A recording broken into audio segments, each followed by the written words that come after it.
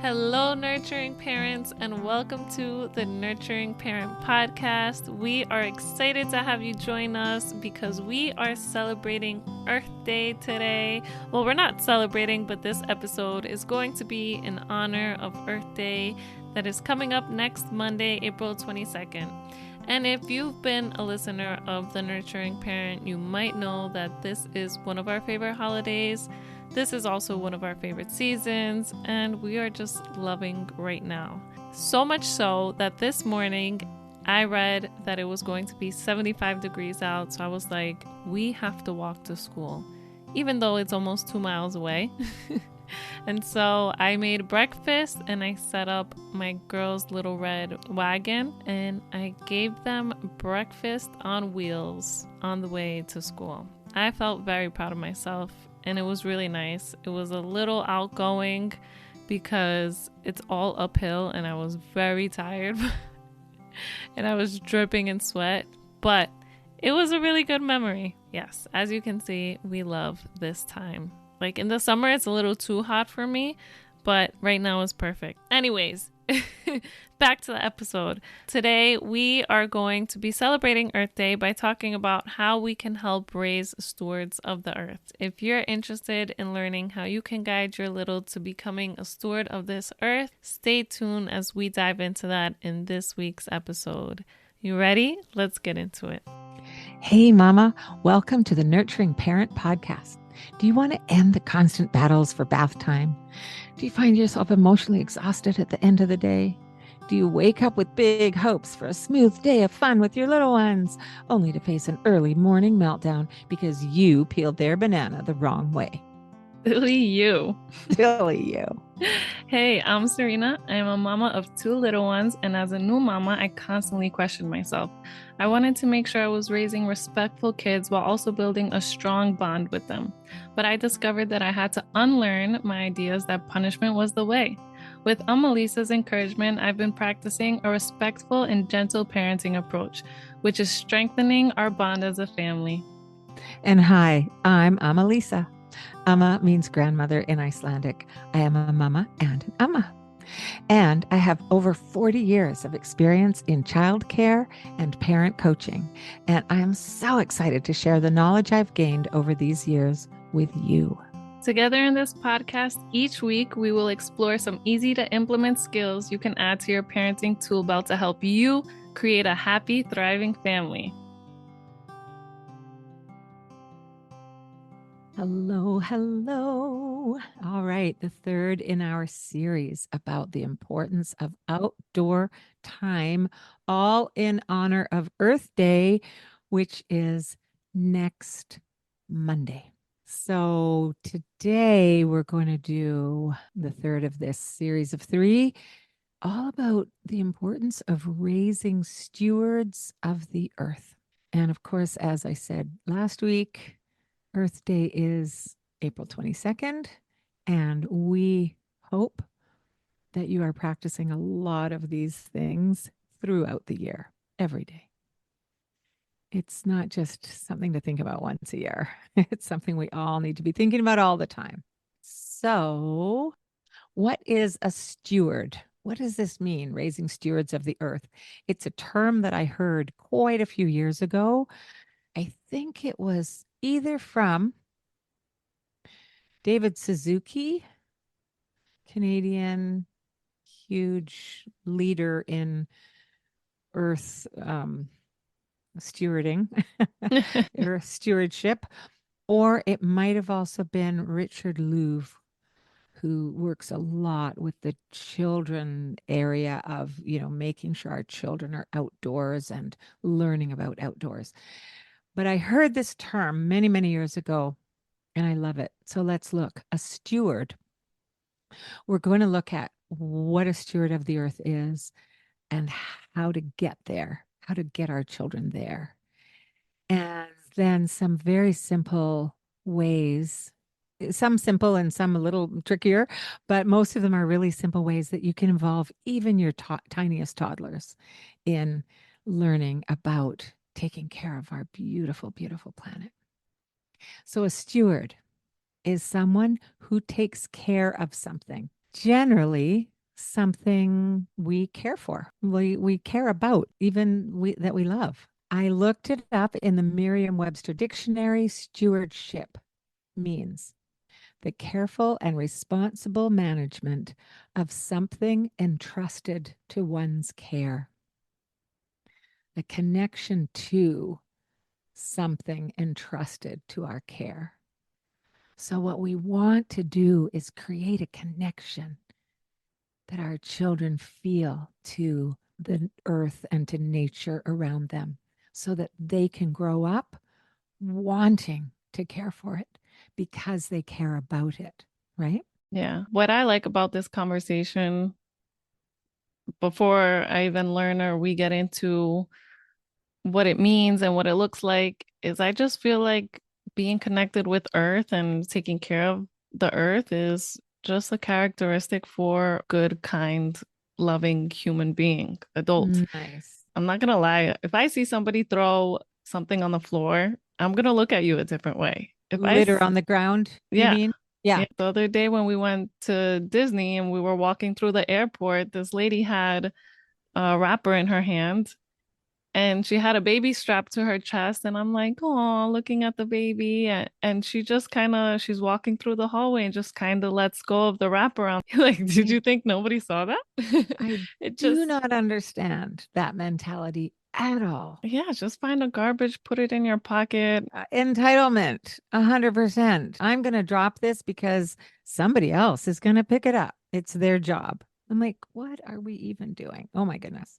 I went across Canada on a road trip with some friends when I was a teenager, and the man who was driving, he every time a car ahead of us on the highway would litter out their window, he would honk and honk and honk and honk. I have no idea whether the cars realized what they were being honked at for, but Yeah. he did it every single time without fail. Yeah. If I'm Yeah. hanging out with somebody and they litter, it's just like we can't be friends. Yeah. Okay, good. Because that's one of the things in my list of things that we're going to not do.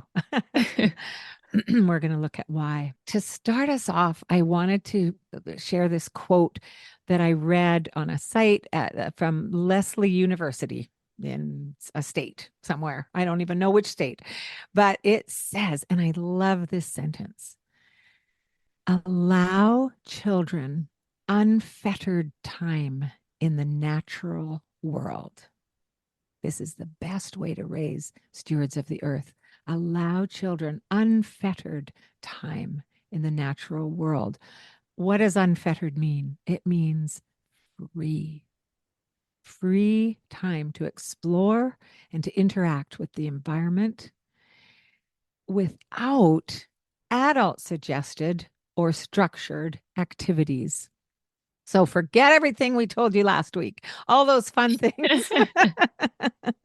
No, don't forget them. Those are really good when you need to inspire the kids to get outside. When you're outside for 6 hours a day, you might want to bring some of those things in. But what I mostly want to encourage you to do is give your children unfettered time, free time to explore and interact with the natural world around them. One of the first things when I first learned this phrase, raising stewards of the earth, it was in relation to learning the names of the plants around us and, of course, of the animals. But when I learned about it, it was because I was taking kids on walks outside all the time, and we were learning the different names of the plants because I love doing that. I know a lot of the plants that grow around me. I'm not going to say I know 100% of them. No, but I do know a lot of them. And I'm learning more all the time. And this was so cool. When we learn the name of a plant or the name of an animal or the name of a human, it creates a deeper and more connected personal relationship, that deeper sense of connection. So if there's somebody say you're in a new classroom at school. Okay, let's bring you into university. You're in a new university class. You don't know anybody's names. and somebody trips and falls down and hurts themselves a bit. You might feel a little bit of something for that person. But if that person had been the person sitting beside you and you'd exchanged names, and now you know that that's Sally that just fell and hurt herself, do you feel the difference of what that might bring up for you? It's like, Yeah. oh, I got to go see if my brand new friend, I just learned her name, but I want to go see if she's okay. Mm-hmm. Whereas if it just happened to be one of the people in your class falling down, there might still be that empathy, but it wouldn't be as pronounced. And this is what I was reading about years ago, where when we teach children the names of the plants that grow around them, it helps them to build a relationship with that plant. And when we know the names of what grows around us, we start to care about them more deeply. We start to feel more connected. I love this piece so much. I also want to say if you're into learning with your children, which I do encourage you to do, start learning not just the common name, but the scientific or Latin name for those plants and animals, but the plants in particular, because the reason we have Latin names for plants still is because one, like we have, for instance, where I live, Alnus rubra. It's the common red alder tree. Anywhere in the world that Alnus rubra grows, the people might call it a different thing if they speak a different language. In their common, like alder is an English word, but if it grows somewhere where they don't speak English, then I would know that it's Alnus rubra because of the Latin words. So they're global, they're universal. And that's what science uses. That's why they're also called scientific names. Okay. So that's my exciting thing is that's why we want to start learning the names of the plants around us. So I will take you on some nature walks and post it on our social media in these weeks of this series here. So have a look for those on our Instagram or Facebook. I also want to point out that we can learn a lot from the indigenous peoples of the land that we now live on.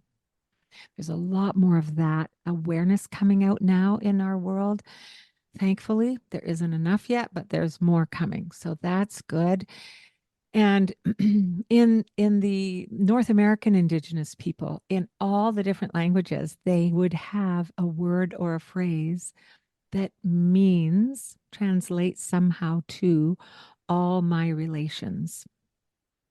And it doesn't just mean their family of aunts and uncles and cousins and grandparents. All my relations actually is talking about all the living species on the planet and how we are part of and connected to a much bigger quote unquote family. And that's how they lived for thousands of years before we got to this continent of North America. That's a cool thing, I think, to think that we are all connected, all the living species, right? Okay, so what can we do with our teeny tiny toddlers that can encourage them to take care of the planet? Some things are going to be about reducing our personal family footprint. So buying less plastic, some of the real basic things. What was that episode we did with the Earthy Girls? We talked about a lot of this. Episode 74. Awesome. Detoxing. Yeah. Detoxing our environments, right? Yeah. So some of these things will be about reducing our footprint or our negative impact on the environment. And some of them will be things that we can do to help. So some of the things we can do to help are super easy, and babies can start learning it. When you're carrying your baby around and you go into the washroom and you come out of the washroom, you turn the light off. You go into the bedroom, you turn the light on. You come out of the bedroom and you're carrying your baby, you turn the light off. They're learning already that it's time to turn the lights off when we're not in the room. That helps the environment. Um, it just uses less resources, right? Turning off our taps while we're brushing our teeth. That's a really basic one that children can learn right as soon as as soon as they get teeth and you start brushing their teeth for them. You turn off the tap so the water isn't flowing while you're doing the brushing part. Again, saving the water. Using reusable, refillable water bottles. And I want to say, please stop buying plastic water bottles. We can drink good water out of bottles that we can refill. Using thermos cups when you go for your coffees or your hot chocolates or whatever, right? Instead of the paper cups. Using cloth bags when you go grocery shopping. Now, I know a lot of stores provide a kind of cloth that's made out of recycled plastic. And personally, I really strongly encourage you to use cloth as in cotton or linen or burlap. There's different kinds of bags that are being made out there because the recycled plastic does two things. One, it makes people feel okay about all the plastic they're buying because look, we can recycle it. But I want to say that number two, every time we do something to plastic, like recycle it and make it into quote unquote fabric, it's polluting the world. It's polluting the air and the water just in the creation of it, right?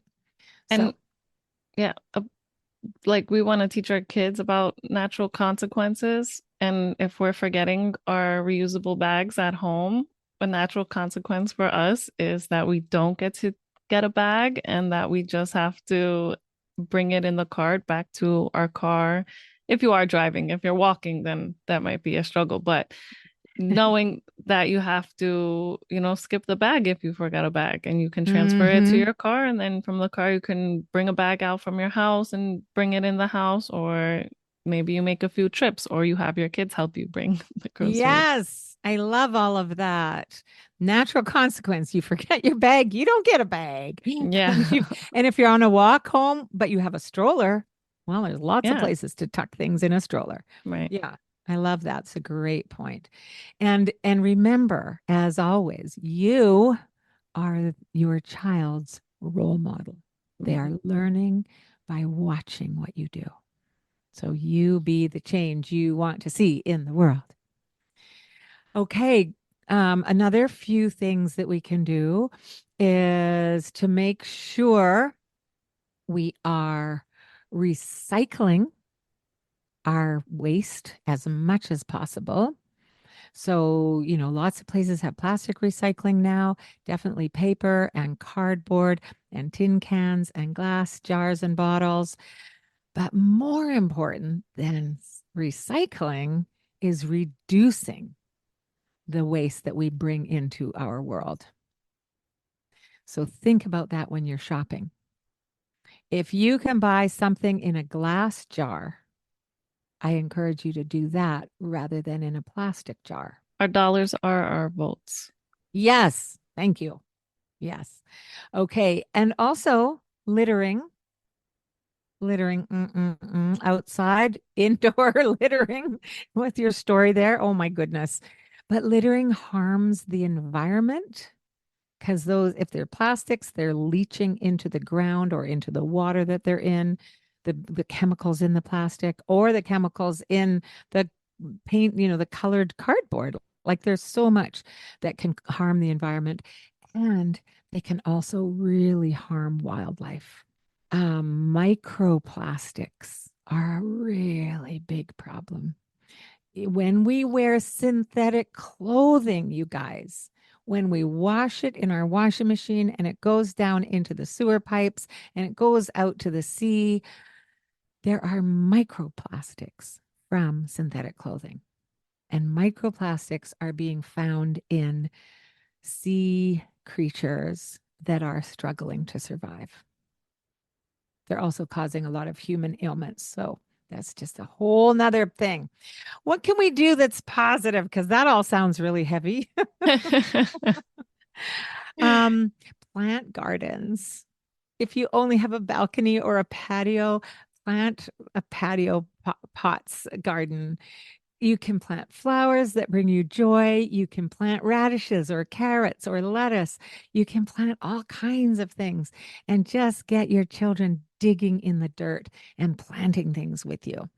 Planting a tree, if you have any opportunity to plant a tree, either in your own backyard, your front yard, or, sometimes there are programs in your area that are plant a tree and do such and such. It's a whole movement out there.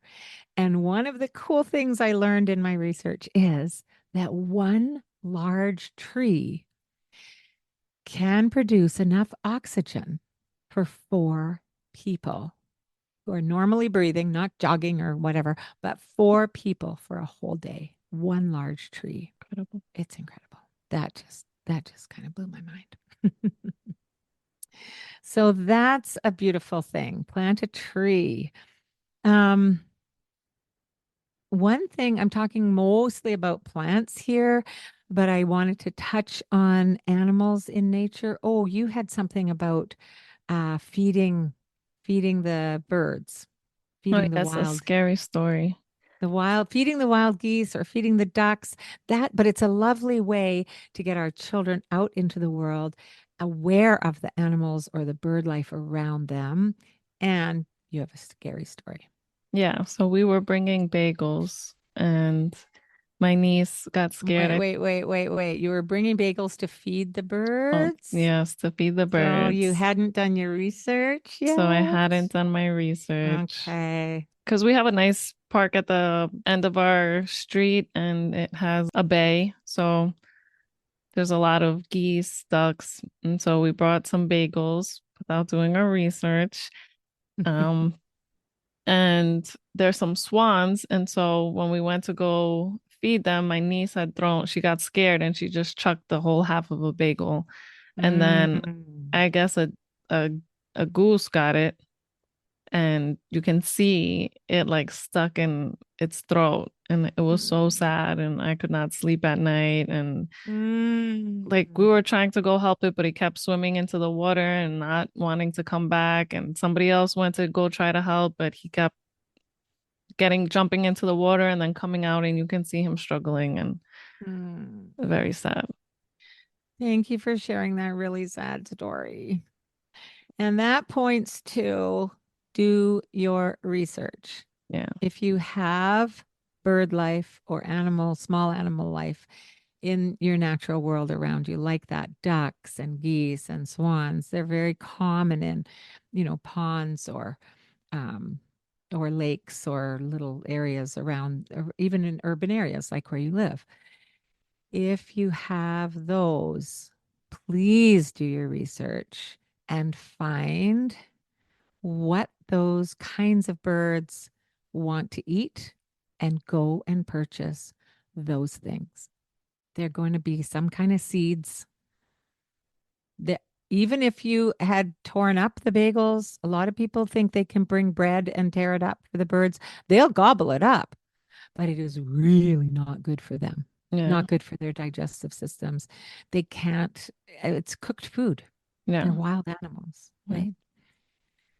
So do your research, find out what the wildlife in your area want to eat. Also, if you're wanting to feed squirrels or chipmunks or other small animals that live around you, I want you to do your research first, because there is no such thing as a pet that is a wild animal or that was a wild animal. Never, ever, ever bring a wild animal into your home, even if you found it and it was injured. If you found it and it was a baby that looked like it was all alone. Where I live, there are lots of wild deer. And sometimes you will see a tiny little fawn and it looks like it's all alone, But if we go up and touch that fawn, the mother may then reject it because it will smell like human. The mother may be off in the woods trying to lure her baby towards her and keeping herself away to try and bring her baby out of what she considers danger, right? So, if you have wild animals around you, big or small, I would love you to do the research and go to a wildlife rehabilitation center and ask the questions. Either look it up online as a first place to look, because really we shouldn't be feeding the squirrels or the chipmunks or the cute little thing. Maybe squirrels and chipmunks. I don't know. Ask your wildlife rehabilitation center what they think. Definitely, when you're on the family road trip in the summer and there's bear on the highway, they're not cute and cuddly. They are wild animals that can kill. They look so cute and cuddly, though. Yeah, they do. And you see pictures of people feeding the bears out of their car windows where their children are sitting. No, no, no, no, no, no, no. So there's a part of conservancy and caring about and learning about the plants and the animals and all the living species around us. And there is a very big piece of that that needs to be you get yourself educated before you take the bagels to feed the beautiful creatures in the water. um, okay. One of the things I want to say, if you haven't heard of it, but if you have any possibility of it, if you're looking for a preschool or a daycare or even primary school for your children, think about Google search nature school or forest school and see if there's any in your area. That's a really great way to get our children having lots and lots of outdoor time. Which was our episode with Hey, Heather Teach Outside? episode 85. 85. Yeah, she has a forest school for school age kids in California. Yeah. And our episode with her was fascinating. I loved it. Okay. Our most important job is to raise children who care about the earth, the natural environment that we are part of. That's Emma's personal opinion. And it's a very strong opinion that I have. Our most important job is to raise children who care about the earth and the natural environment around us that we are part of. Why is it our most important job? So that we continue to have an earth that we can habitate on. Yeah, sustainability is big, and we really don't learn a lot about that in school. Like, sustainability is something that gives me anxiety. I don't really know, and I'll be the first to admit, I don't really know how to recycle. I don't know how it all works, and I would Mhm. like to know. I'd love to be in a class. I think we've mentioned it before, having an episode on how to really recycle. I try to reduce and reuse as much as I can, but recycling I don't know much about. And yeah, I just feel like we're not taught much about this. And Mm-mm. if we want this world to last, we do have to be aware and have that knowledge and be Mhm. able to sustain this world, because we're a big population and it's a huge change from 100 years ago. So It really is. Yeah. yeah, I get anxiety when I think about what's this world's going to come to and how can it be sustained, and all the garbage and all the fast fashion Yes. and microplastics. So this is Yeah. important, and I think it helps make you a good person, just having that knowledge and the power to make those good decisions. Hmm. I love that I learn things about you still every week almost because I didn't know that you didn't know how to recycle.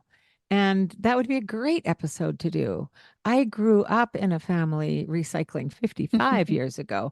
I remember we were doing recycling, and washing our tin cans and putting them in a bag and rinsing out the plastic and putting, all the things. So that would be a great episode. Let's do it. Okay, so how do we do this most important job when we're raising our children?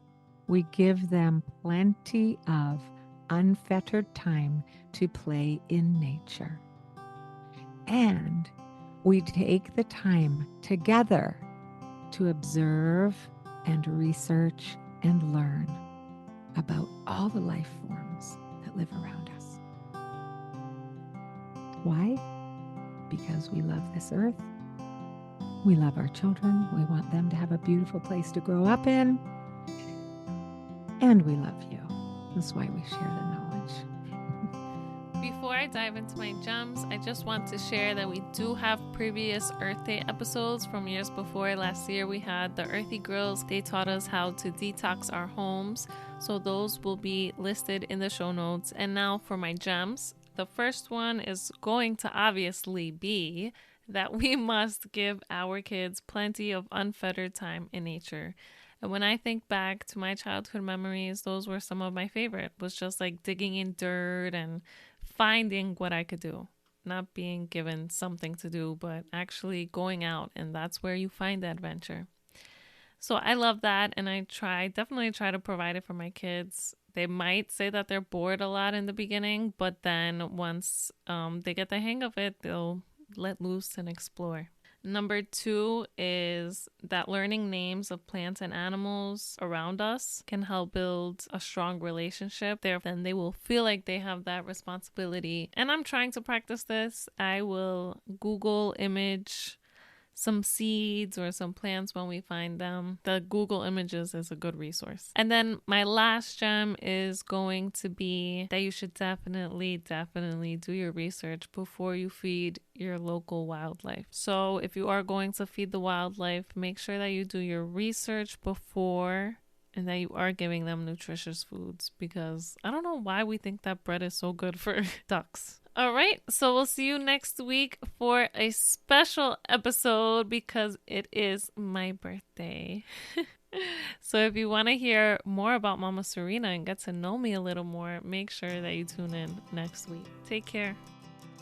I want to sing with you. I want to dance with you. I want to laugh with you. Oh, how I love to be with you.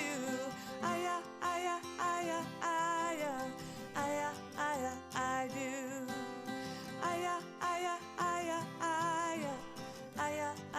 I do. Such a short time we've been together. Seems like a lifetime or two. Never knew I could love